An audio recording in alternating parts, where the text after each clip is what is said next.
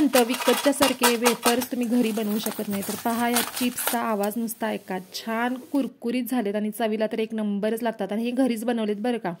तरी यासाठी मी ते 3 बटाटे साली काढून त्याचे चिप्स बनवून घेतलेले आहेत. हे चिप्स 2-3 वेळा धुवून घ्यायचे आणि कॉटनच्या कपड्यावरती ठेवून स्वच्छ ह्याच्यातलं पाणी पूर्ण ड्राय करून घ्यायचं. त्याच्यानंतर एका बाउलमध्ये अर्धा चमचा मीठ, 2-3 चमचे पाणी घालून हे व्यवस्थित मिक्स करून बाजूला ठेवून द्यायचं.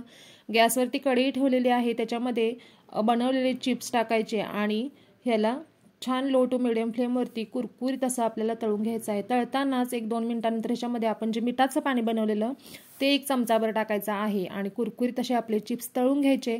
आता ह्याच्यावरती तुम्ही तिखट टाकू शकता. मी इथं मॅगी मसाला टाकलेला आहे. काळी मिरी टाकू शकता किंवा टोमॅटो, ओनियन किंवा जिंजर गार्लिकची पावडरसुद्धा टाकू शकता. आणि ते छान असे आपले वेफर्स तयार आहेत. नक्की ट्राय करा आणि व्हिडिओ आवडल्यास व्हिडिओला लाईक आणि चॅनलला सबस्क्राईब करा. धन्यवाद.